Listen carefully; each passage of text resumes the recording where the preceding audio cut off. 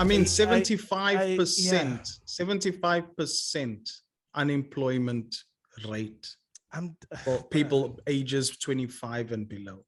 Think about that. That's over 1 million people, way over. Like, what do you think's gonna happen? Do you think people are just gonna sit? Like, this is my thing. Like, and wait. What, where does it stop? Where does big business see this article and be like, oh my gosh, let's talk to government on how we can have a universal basic income. But we will put up some of, like, where is this idea of, now people are just like, oh, this is not working for my business. We're going to start investing into other parts of Africa. They have their social issues in line. They have their people in line type of story. It's very heartbreaking. It's very, and also there's very, it's, I just have to say this because of, if anyone's listening and you think that we like, I don't want anyone to get the idea that what we are saying, that everyone who partook in these protests of the looting and what you may call it, that it's all valid, because there were some very opportunistic people, businessmen packing their jeeps and stuff full of loot. Like, those are criminals. Those are people who are also in the system of capitalist gain. There are people starving. You have, and the stats speak to that. If you look at the bread line, you look at the minimum wage, which is not a livable wage. If you look at the unemployment rate of people, citizens aged 25 and below, what do you think is going to happen? Do you think these, like, all I'm saying is empathy, and it starts at a school level. And I think I can speak a bit more at this, like, at a school level, when you go to school, when you go into a school that's out of your area, you need to assimilate. Like, how you become respectable, and you become a good one. You become a preferred person of color, is you assimilate. Okay, if you start bringing stuff from your community, your issues, and that into the school, it starts becoming a bit of an issue. Some schools, I must say, not all schools, but a lot of schools are more accepting. We don't talk about certain areas. We don't educate our school. And I always say that school is a microcosm of its society or its direct environment. And in a school, you'll have kids from different areas. So, I mean, let's learn about what life is like there. Let's learn about what life is like here and your experiences, because we have a lack of lived experience in South Africa, or understanding of lived experiences. What my experiences are and what another person is totally different. We live in the same country, but we live in different realities. That's totally different. I'm not saying we need to all go experience that. We need to have empathy and understand, so that we can use our social tools, our social currency, and our influence to help that. I mean, yeah, that's. Yeah, I mean, think no, go for it. It's fine. No. I was just going to say, like, if we take this idea, Lee, and I like this idea of a school representing, like, being a microcosm of a society, or a microcosm of a community, whether it's like a geographic location or like a province or whatever it might be.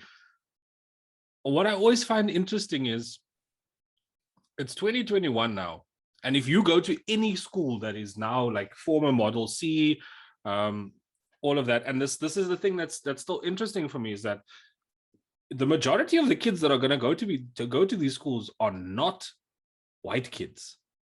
That is the dead honest truth at this point in 2021. It is not going to be white kids. But somehow, and this is what I've always found interesting about South Africa, is that whether it comes to class, whether it comes to race and ethnicity, somehow the majority always has to be sensitive to what the minority is used to. And in South Africa, that is Like the minority would be middle class, minority would be white. So why is it that we always have to, like, when it comes to going to a school, for instance, majority of the kids that are going to go to the school are going to be black and brown. So why do they need to assimilate? Why is it that working class folk need to assimilate to the rules and the norms of what is acceptable by the middle class? You know? This is why Sobukwe said we shouldn't have minority rights. This is why the PAC was like, we should not have minority rights. Because what happens is that minority rights then drives the majority discourse. Right. And so how do you have a democratic order under those conditions? I just also wanted to say it's very, like, the education thing blows my mind, because in a sense, I think that on a school level, like a secondary school level, and on a tertiary education school level, and you can see it reflected actually in the unemployment statistics, right? Because those with graduate education or some sort of degree fare better in the job market than those who do not. Education, for all intents and purposes, mirrors the structure of social upward mobility in society. Yeah. Right. It's a way of attaining a particular status. It's a class ascendancy tactic. Yeah. Right. In principle, the desire to better oneself and one's conditions and the conditions of those around you, for me, doesn't seem like a bad thing. But when it is a system that then comes at the cost of others in your broader community, do you know what I'm saying? When you have an insular system inside the broader community that operates in that way, I think that's particularly violent. And, like, I think that we need to be asking about education. We need to be speaking about, you know, how one does that with the school system. You know, how do you stop the school system let's from talk merely about being some a thing about that, you know? Solutions. I like this. I know Walton has a lot of things to say about municipalities and mutual aid. Let Aiden. Go ahead. I just want to say one more thing quickly. We're gonna clip this into 2 episodes, so it's okay. I think we're gonna have to, because Walton mentioned Pico earlier, and something that I think people sometimes not misread, but people tend to miss about Black consciousness, is it's also a philosophy of self-reliance. I mean, over and over, Pico says that, you know, it's an abnormal society, so Black people need to rally around each other and produce the means by which, you know, a new society outside of the kind of racial segregation might exist, right?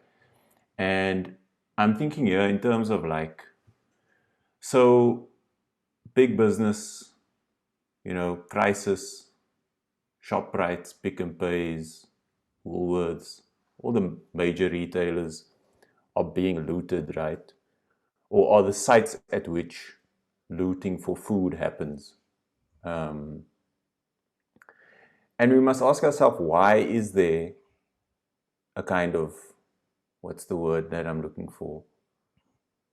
A gallery of major retailers that determine the food access for, like, the entire country. On food security. Yes. You know what I'm saying? That's what it is. Why are there not other forms? Okay, you've got smaller shops, right? You've got, like, smaller shops in communities that sell, like, you know, bread, eggs, or whatever. But to what extent can that monopoly be broken up in a way to allow the kind of structures of self-reliance in communities to emerge? Do you know what I'm saying? Why do we rely on big retailers so much? Why do we rely on the ShopRites and do you know what I'm saying? Why is some logistic manager of Pick n Pay on SABC News talking about how they're going to keep the N3 open with, like, military trucks? You know, like, why do I have to see the inside of a Pick n Pay on a news thing about, like, a state of unrest in the sky? Like, it's actually, when you see it, it's completely absurd. It makes no sense. Like, the logic is just, it doesn't gel for me. So that's also something that I think is worth putting on the table.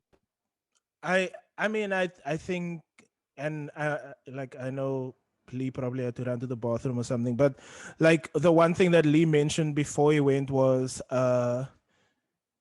well, first of all, he mentioned the fact that, you know, these companies are running monopolies on essential items, basically. I remember a few years back, Tiger Brands was like price fixing with all their products Yes. and there was all of this price fixing going on between the different bread companies to in order to all raise the price at the same time, and all, you know, like all of these kind of deeply messed up politics and economics were going on. But I think also the one thing that I want to push for, that Aiden is bringing up, is the fact that you know, we have to have like a solid discourse on how we unstructure all of these monopolies. This gallery, as Aiden called them, this gallery of retailers who basically run the whole retail system in South Africa. Every mall will have a like either Checkers, Pick and Pay, or Shoprite in them. Often, all of them. Woolworths will always be present in the middle class and upper middle class malls. You know, all of these shopping centers will have all of the same, exactly the same things. And I think what we're trying to advocate for, and what we're advocating for, is not unattainable. Like that's the other thing that people need to remember. Like, we have small traders all over. For instance, the city of Cape Town, in the city bowl, we have small retailers, small traders trading on the streets, selling vegetables and fruit, like great quality stuff, same quality produce that you would be getting. This is a very practical solution right now that I'm trying to give you. Buy your fruits and vegetables from street vendors. Literally buy, like, that's a small thing that you can do that will go a very long way. You also guaranteed to get stuff that was either Yeah. like attained yesterday or this morning before we came to unpack the stuff. You know what I mean? Like, you are not putting your money in the hands of a corporation, but you're putting your money in the hands of a person who has a network of other people who are relying on them. I'm an anti-capitalist, but I firmly believe in the importance of buying from street vendors. I know people are gonna say, like, you know, don't buy your clothes from street vendors or whatever. But if your street vendor is getting their, you know, they're getting their supply from the back of a Woolworths truck, That's fuck fine. Woolworths. Yes. Fuck Woolworths. I'ma say it. And then, you know, yeah, I can see Lee's gonna fucking spank me tonight, but I do not No, bro. care. I do No, not bro. care I- about Yeah, these corporate interests, anything, bruh. anything that was, Yeah. anything that Okay, was sorry. taken, anything. Listen here. If I it's think something, it's a very if Anyway, it's no, something that was continue. replaceable, if it's something that could have been replaced by insurance, that's fine. That's That's already fine. paid for. Okay, I That's like, already paid for. I don't wanna, I don't wanna go into a like a run of thought that's gonna like land any of us in a situation that we don't want to be in. But you know, so I'll like I'll I'll track back what I said about getting the stuff off the back of a truck. But I honestly do believe, like, in buying your fruits and vegetables from street vendors, I feel like because I think that's like vitally important. If you're talking about local economies, if you are serious about local economies, but you live in an urban setting or a suburban setting, there is your opportunity. Like, that is one opportunity to be able to like feed into a local economy and take money away from a ShopRite or a Pick and Pay or a Woolworths or fruit and veg or whatever. I mean, What the people fuck? are people are Just people are already okay. doing this. People are already doing Sorry, this. With, Aiden has disagreements. Let's. all No, right, sorry. I just want to throw one word in, and that is convenience. And I'm throwing it in there on purpose because I think firstly, it's very convenient Yeah. to say go out and support a local vendor, and I think like a lot of people, especially on the Cape Flats, support local vendors anyway. I mean, there's a Brian Cliffontaine Road who has a card machine now, and he runs a little Stalachi, and he has a I card think that's machine, and you true. can go Yeah. and pay. Like, so a lot of working class people, poor people, they make use of these internal networks, right? Like, there's people who drive from shop to shop on payday to buy the core essentials for their house at a certain price. You know what I'm saying? From small local people. But I'm also saying convenience because I think that it has become increasingly difficult in our society and under capitalism generally to find those vendors, to find local forms of economic activity like that. I mean, now we see the local corner shop has also been captured by a kind of neoliberal capitalist Right. But sentiment let me firstly. just And clarify that. secondly, I Yeah. just want to, Okay. can I just Sorry. quickly finish my point? And secondly, the mall has replaced the community center, right? Yeah. So everyone goes to the mall anyway. And the mall then comes in, sets it has got anchor tenants, as they call them, your Pick and Pay, your Pep, your whatever, cheaper because they can get things for so cheap. They flood that market. There's no way a local vendor can survive in that space. Yeah. Do you know what I'm saying? And so how do you encourage people who are like, you know what, it's actually cheaper for me to go to the mall Yeah. and buy my thing there than to, do you know what I mean?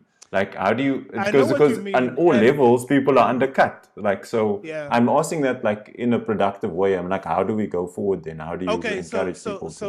let me be like very clear by what I mean by street vendor. I mean literally the people who are selling on the streets, and usually, in my experience, you will get them at like the big station hubs. So like Belleville Station, Cape Town Station, Mitchell's Plate Promenade, um, all of these, like the outside of the shop right in Kales River, you'll get them. I don't mean, when I say like street vendors, I don't necessarily mean anybody who runs a retail shop, brick and mortar space. I'm talking about like directly, I'm talking about people who are selling fruit and vegetables on the streets. And I agree, it's not convenient all the time. But I was taking a train at like 5:30 in the morning and at 5 in the afternoon from Kels River to Cape Town. I was alone. I'm a man. I have this body, so I have the fortune of this privilege that I'm carrying with me. But and I'm not like trying to preach to poor people, but I'm actually more so talking to bleeding heart, liberal middle class people who say they want to do something. Well, this is something that you can do very comfortably. You can drive your car to like, you know, whatever is the transportation hub in your area, just drive around and look where all the taxis are stopping at one time, and then go get out your car and go there, because there you will find all the fresh produce that you want. I swear to Christ, you will find everything that you want right there. Yeah. So it becomes one more stop instead of, it becomes a two-stop shopping trip instead of a one-stop shopping trip, which I don't think is that bad. So again, like what I am pleading for as an attempt to work towards a solution, as Lee had mentioned earlier, is that like people with means need to start spending their money at local uh, traders, like, local vendors and street, and especially street vendors. I also think that if you're talking about, like, if your concern as a person, and white bleeding heart liberals love the environment but hate black people, if your concern is the ecology, buying from street vendors is a thing that makes sense because packaging is minimal. You're Yeah. cutting down on transport Transportation, costs, Carbon footprint. refrigeration. carbon, yeah, all that refrigeration, all of that shit. So whatever your reasoning is, there's It's nothing organic, probably. that no, it like 90% of the time it's organic. Also, this whole It's all organic thing is a organic, fucking man. myth, man.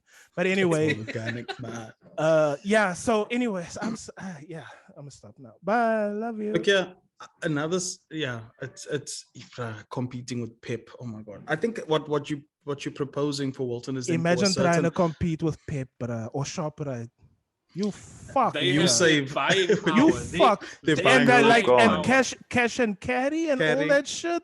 Holy fuck, bro. But I think what you're speaking to is more towards the middle class. The it comes with some sort of time affordability, transportation affordability, and like security affordability to be able to go and do that. Like, I don't expect people who have their time is stretched thinly because they are laborers and they labor every day, to now go and like, you just need to get what you can. Like you don't have that luxury. You need to make your dime work for you. If you and your siblings want to club bay on payday and buy clothes at Pep for your kids, then that's what you need to do. Like, but I think what you're Lay-by, talking about, lay-by. Lay-by. Lay-by is the fucking what? like low income capitalists niche marketing tool. bro. Layaway for those in the States that are listening.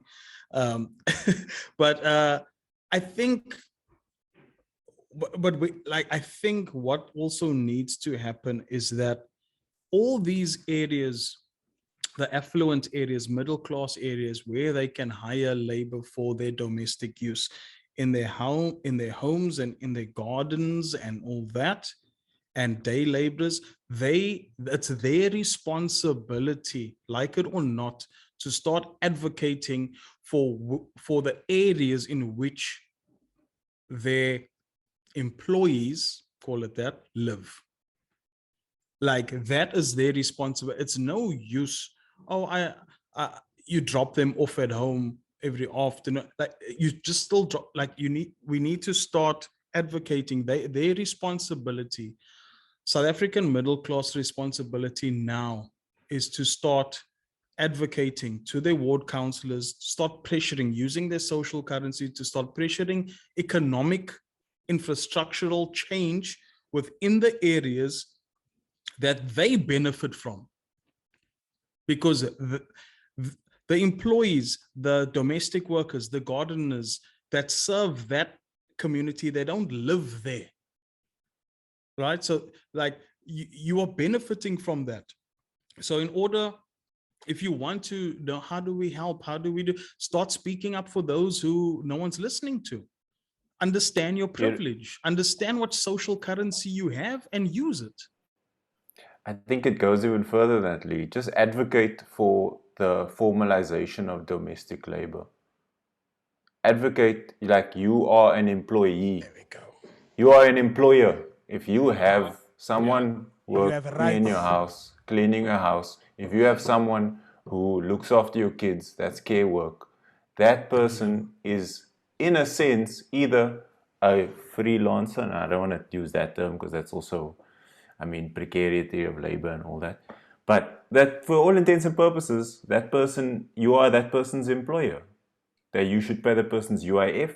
You should pay that person's. Yes, you should absolutely. somehow make sure that they have a retirement fund set up. You should, you know what I'm saying.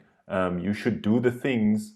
But you see, that Aiden, an that's why employer we should have. do. No, but I think I think people should do that. Like, I think if you can't do that, if you can't You hire should not be someone to do employing that, some- you- then do it. Don't employ someone. Yes. Period. You know Yeah. what I'm saying?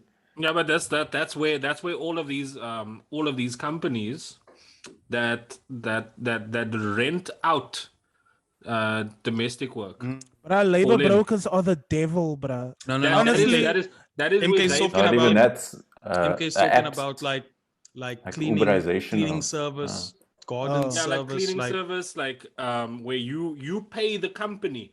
You pay the company to do this for you. I mean, so that that's you as a basically person- labor brokerage, honestly. Yeah, no, it is. No, it is. It is. I can't remember the company's names, but there's an app now where you do this. It's like basically Uber for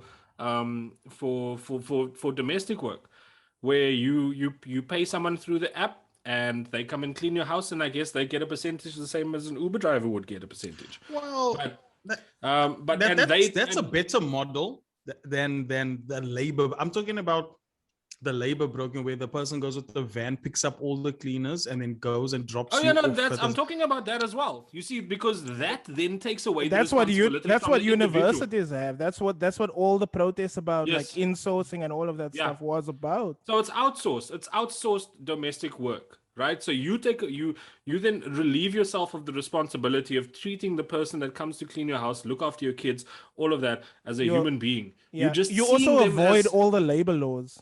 exactly. And that for me, once again, is where we need to start fucking talking about a living wage.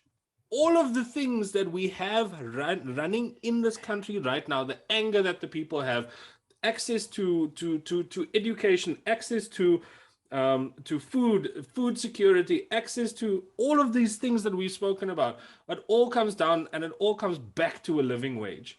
If you can pay someone Yeah. enough for them to live, like A that is the decent baseline. life. A A decent decent life. life where you can pay for rent, you can pay for electricity, you can pay for water, and you can buy groceries, and you still have a bitchy left over. Like so many of the things that we have in this country right now would just disappear. Can I if no, can I just say what's happening in Gauteng and KwaZulu Natal at the moment can happen in so many other places in South Africa. It could happen it could easily have happened in the Western Cape. Every winter, Crossroads, Kailicha, parts Yeah. of Langa get flooded. Yes. Listen, when I say flooded, I mean into people's homes with raw sewage, with trash, with filthy water. But with that also is an every year is an influx in death by diarrhea for children under the age of 2 or something like that. And you have to ask yourself, why in a developed place is developed in very Western loose terms, why in a developed place is diarrhea an illness that is killing a Yeah. large amount of children every year? And I feel, and I'm saying this because I genuinely do believe that what is happening in KZN and Gauteng could be happening in Cape Town, could be happening in Limpopo, could, Mpumalanga. It does not matter if the right faction is angry and the right group of already angry, poor, working class black people are roped into that like the wave of that movement. Shit could have kicked off anywhere in this country.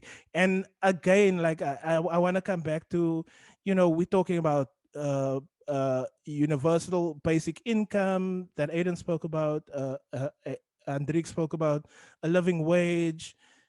um these things all come back to Aiden's insistence on building solidarity, because if it's not going to be a collective action, there we go. a There we go. collective liberatory movement in South Africa, where all black people say, okay, maybe I'm in a better position right now, Yeah. and things are That's what I'm okay. getting Things at. are okay for me right Exactly. now, but things are precarious for me at the same time, because I do not have the ancestral wealth that a white person does, that a Mm. white capitalist does in South Africa. And I'm gonna open a whole other can of worms right now, but so-called colored people have to come to the fucking party, because Bruh. I'm so sick of the Yeah, shit that's a that's problem. coming out of these, so-called colored communities, and people are just like shitting on poor black people from an angle of middle class privilege, or not even, but just the Someone I know would say anti-black sentiment is the so deputy white. violent. The yeah, Hey, bruh. our friend and comrade will The say that deputy, the deputy but it's disgusting, Walton. it's so Uh, gross, bro. Anyway, sorry. I'm just like fucking making speeches today. I'm sorry, guys. We're talking, we're unpacking so much that we can make so many It's like episodes fourth out of. apology. Fourth Because apology from because us. right now, I mean, we're talking about the colored community, or I mean, obviously it's not homogenous. Obviously it's not all over, but like anti-blackness is almost ingrained into public rhetoric from the community. It's almost like it's expected. Like it's almost Like a par bra for can the just course. walk up to you and say shit Yeah, and expect you to yeah. agree with him. Like, Yes, how many that's times has that happened? how many times with has it us? happened to us? You know, how many times has that happened to us? Yeah, I know. You know, the Yeah, blacks, these guys. like Mm. these guys. It's so normal. It's so normal, and I genuinely am surprised these days, especially online. And the three of you know that is where I live. I don't see people outside of the flat that I live in and work. Shame. I live online, so it's been very surprising to see, especially, and it's not just surprising, but it's also almost heartwarming to see young people younger than us that are coming into political consciousness, coming into walking into the world, having that politics of solidarity. They understand, okay, politically, broadly speaking, I am also black, but also there's privilege. There's a history of differentiation. There's a history of the people that I come from being put forward above others. But at the same time, I'm standing in solidarity, and that for me has been very, very. I don't know what the word is. Who's better than English here? I don't know what the word is, but it's been very, like, I've liked seeing it Did you just ask lately. who's better than English? We Who's all better better at than English. Fuck the English. But who's what better were you who's better trying to at ask, bro? who's better who's better at English? I don't know what the word is. A But like, language is not a country, guys. Oh god. Language is Just not a stop country. there. Language that's is not not my an first identity. language. It's not It's, my first language. it's I'm just not gonna my say first that. identity, bro. Yeah, bro. But that's what I'm seeing lately. And I mean, I'm hoping that as these people age up, I'm hoping that as these young folks age up, I mean, even in our generation, we are not the norm. We are not the standard for our generation of millennial. But these Gen Zs that are coming up, that are coming out of this community, they are there for this. And I think as things progress, we will see this. We will see this politics of solidarity take root, and it might take a few more generations. I don't know, but I think we will get there eventually. I mean, I know that I'm not usually the optimist out of the four of us, but I'm hopeful here. I'm hopeful for this, for these lighties. You We know. have to, man. We have I to think be. I think Otherwise, yeah, sorry. We complain a lot on the show, but we are optimists at heart. We just want a better world, man. We That's do, all. we do, and this is what I wanted to say is like, you know, we don't necessarily want everything to be perfect immediately, but we do want to try to like create a space where everybody cares about, let's start with just their neighbor, right? Like if you have enough capacity, and we all do, if you have enough capacity in you just to show some care for your neighbor when they come over and ask for a stucky pampuno or whatever, and you say, salute, I have excess, here you go, and you know, we can make a rech another time, or whatever the case may be. Yeah. I feel like that is a politics that Yeah. people, you Yeah. know, on a very small scale, but I think that's a politics that we need to start engaging with more and more. And I think also that the issue with capitalism is, you know, I say the issue. One of the There issues are many. one of the issues with capitalism is the fact that individuality, and this comes from the Enlightenment, and you know, we can do a whole like 90-hour as a series yeah. on that white nonsense, but like the emergence of the individual as the most supreme the supreme most supreme figure is dangerous. It's dangerous for the function of a society that wants to work safely with one another and in a way that is equitable and just to each other. And so, you know, I know all the shit sounds idealistic all the time, but like, I'm not trying to be idealistic. I'm not trying to be like over the top with my Mhm. hopefulness and all of these Can things. I can I can All I I, just can I all I'm saying is like, have a little empathy for the person who is next to you, yeah. and then we can figure all that shit out as we go along. That's like, this, we don't have to have a grand Marxist project right now. No, That yeah. can come, that can happen Start down small, the bruh. line, Start small. if that's what you want to do, if that's what we want to do collectively.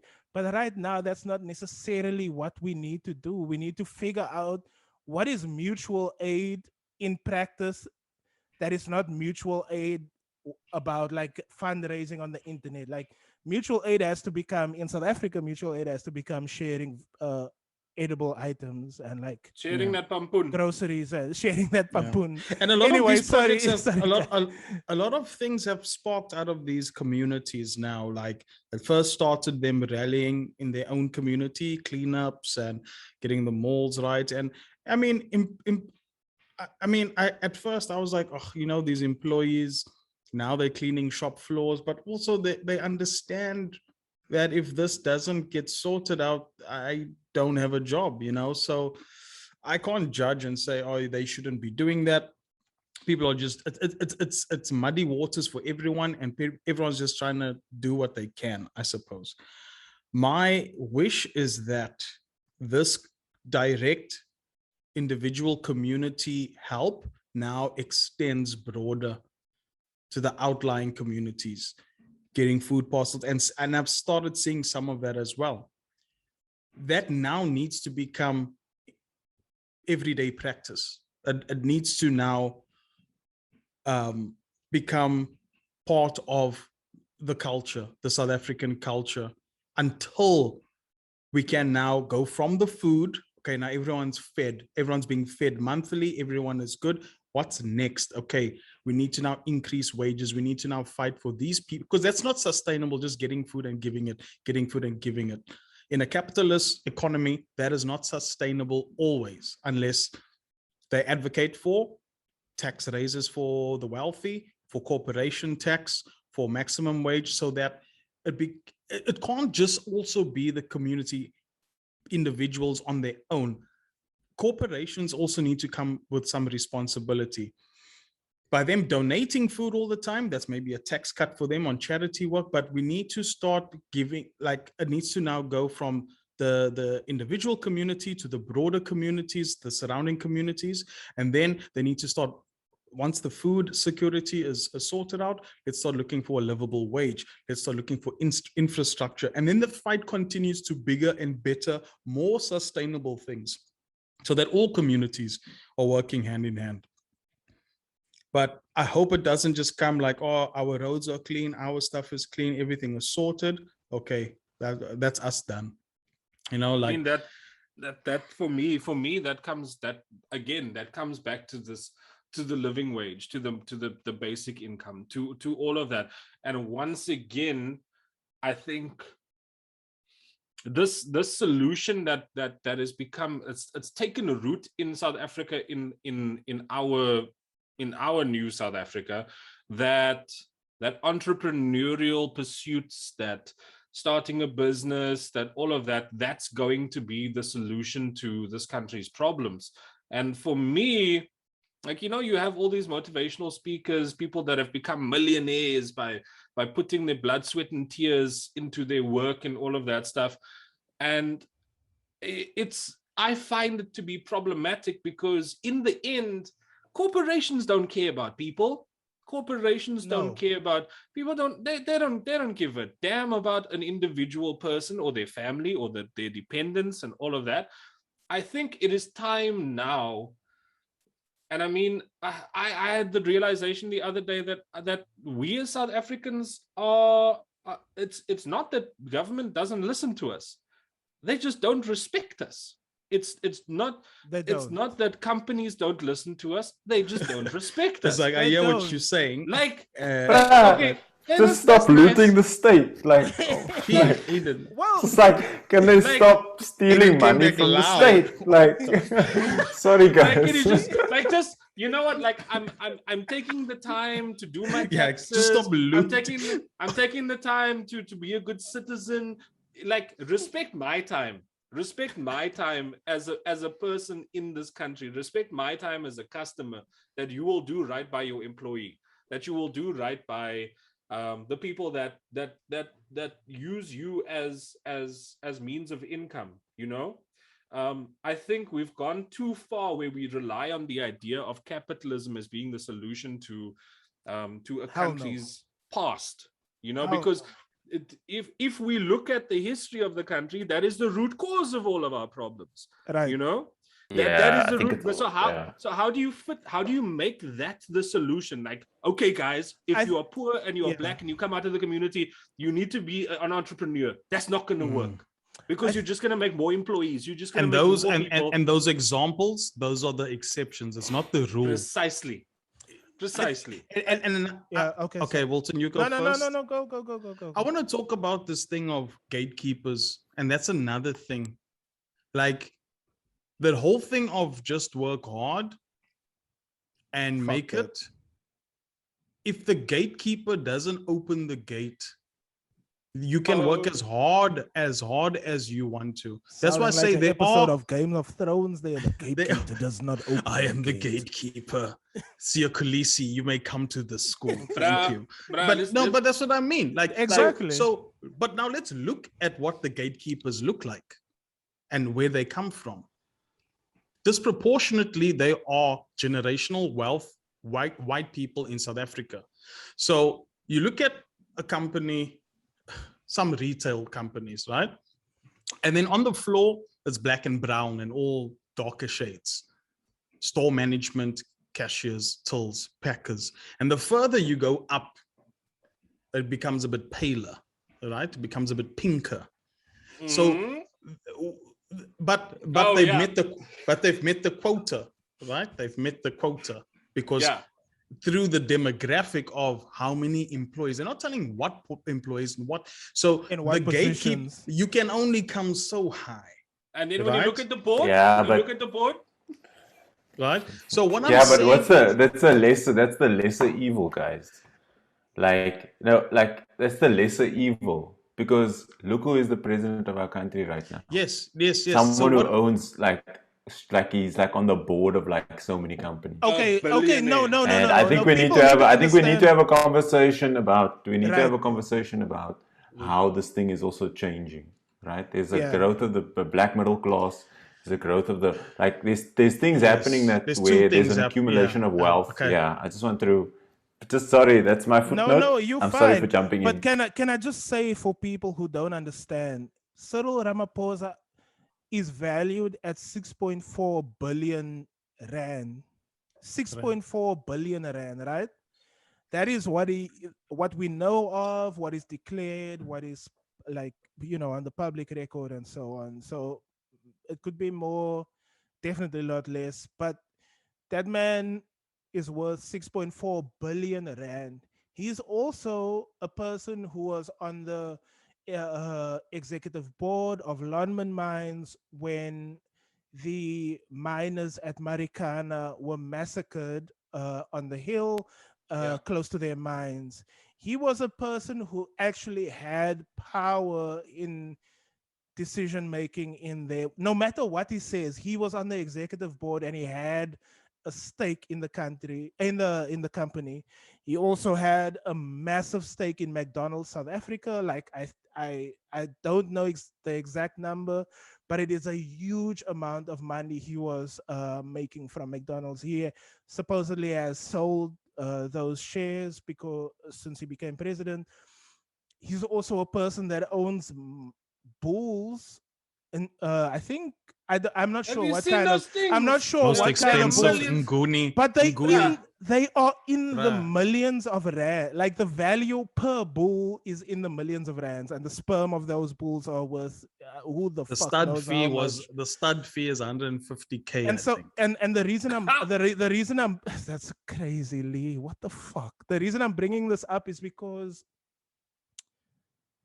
yes, the nature of capitalism is changing in South Africa. We have Patrice Motsepe, we have Cyril Ramaphosa, but we also have Jacob Zuma, who owns 4 hectares of land on a hill in Nkandla, where many people are living in destitute situations. Yeah. and he is still carrying on like, his life is great. What I'm trying to get at is that capitalism is insidious, that the basis of capitalism in South Africa is white supremacy through colonialism, enslavement, and apartheid. That is a reality we are not trying to deny, but that there are people who have been in the last few decades, but who are now especially uh, uh, really capitalizing, for want of a better word, really capitalizing on the nature of labor exploitation, wage slavery, and so on in South Africa. And I think we need to be paying serious attention to the ways in which, for instance, the South African Communist Party is doing nothing about anything. And they are Yeah, non they are a non-entity. Bladen Zamande is the Secretary General, who I is know. a well-known anti-protest, proletariat politician who hates poor black students by the actions of his politics in the last, I don't know, like 6-8 years or something. And yeah, so we need to keep our eyes on our enemy. Our eyes are, of course, white monopoly capitalists, but they are also our elders, our former apartheid liberation fighters, who are now fully engaged in practices of capitalism. And I think, I mean, I know, That's what I mean. The combination of I know those the two. phrasing white monopoly capitalism is maybe not the right thing, but I think we have a Raymond Ackerman, we have the Stellenbosch Mafia. If that is not a fucking monopoly, then I don't know what the Yeah, hell but it is. But what I mean is Nobody's like denying that. No, it's but those two nobody's things. denying that that exists. But I'm saying that no, I agree with while you. the I'm one saying, might recede without us, while we're focusing on one thing, another is growing. And I think yeah, it's like, this thing does not have, to some I degree, mean, uh, the rate at which takes the whatever Can shape it I just can. want to hear what Aiden has to say, guys? oh, Sorry. sorry, I didn't. No, I'm done. I just said Oh, it takes whatever shape it can. Yeah. I'm sorry, I Lee, mean, you wanted to say something actually. in that situation where we're saying that that generational wealth, which is by and large white in South Africa, that capitalism, companies owned, boards, company management, by and large white in South Africa, I don't think that we have to be fearing um, a rich black class in South Africa just yes, yet. yes. The rate that it is growing is so minimal in Well, comparison to what no. I'm I sorry. I'm gonna maybe I'm misrepresenting Aiden here, but I think that a black, wealthy, ultra rich class in South Africa that relies on the exploitation of labor, the exploitation of land, is as bad as, not as bad because they don't have the generational wealth, but they present the same kind of problem. And I no, think I agree. I genuinely 100% think white capitalists have to be overthrown in this country, first of all, because they own over 70% of agricultural land. That alone is a problem, because That's what I'm getting at. therefore they own 2/3 of the wealth of the agricultural land of South Africa, and therefore they have to be. There's no reforming the structure; it has to be overturned and redone Yeah, completely. So I'm like maybe combining your 2 points, but I just want to say that, like, I think that like any uber wealthy class yeah. is gonna be dangerous for the general population. No, no, I agree with both of you on this. I was just getting across the point that at this time, that class of rich and wealthy is not as in control as what is also there. That is all I'm saying. Um, Definitely with the land. I mean, there's more than 200 acres of land 200 million acres of land in South Africa, agricultural land allocated for agriculture, allocated for what's the right word? Food development. I don't know what it's called. Yeah. Like, you know, Agriculture's security. fine. Agriculture's fine, bro. yeah, for that purpose, and that is not black owned. That is not. And that is, I mean, at this point, it's like 73% of agricultural land in the country. So it's still there. It's still dangerous. It is still exploiting black bodies. Yes. It is still what wages do people get paid? Yeah. What is it? It's a yeah. And I know we're about to I know we're about to wrap up because we're coming to time a long time ago, but I just want to say that I something that I said at the beginning, but that I want to like say at the conclusion is also that I feel that people's anger is justified. Like the people who are legitimately acting out of rage right now need to be acknowledged, need to be cared for, and need to be taken seriously. You know, it's a process, man. It's a process, but the process cannot be at the expense of poor and black people every No. time. It's been that way for the last 3 decades since the Always. liberation of the country, and we Always. can't keep doing that. And I want to tell the colored people in South Africa, please come right, man.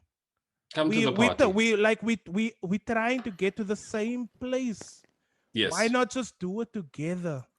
There's so much more strength in togetherness. It would be so much more liberatory if we were to struggle together. That's all. Yes. I just don't think there's any win in this game of I'm colored, therefore I'm better than you, all you blacks. Yeah. There's no gain in that. Anyway, somebody wrap up because I'll wrap up. And that has been another episode of Jelly and Custard. Thank you for joining us once again. We will be back soon. Go and follow us on all our socials, Jelly and Custard, on Instagram and on Twitter and on Facebook, and wherever you can find us, just type in Jelly and Custard. We will be back with another episode very soon. We will probably be announcing what that episode is on, because we decide when we are offline what we are going to be talking about. We don't exactly have a schedule. MK is so cute. Thank you very much for listening. Guys. And thank you guys. Thanks, everyone. That's it from me, Walton Lee, and Aiden. Catch you soon. Cheers. All right. Thanks. Oh guys. yeah. Bye. Cheers. Bye. Oh yeah.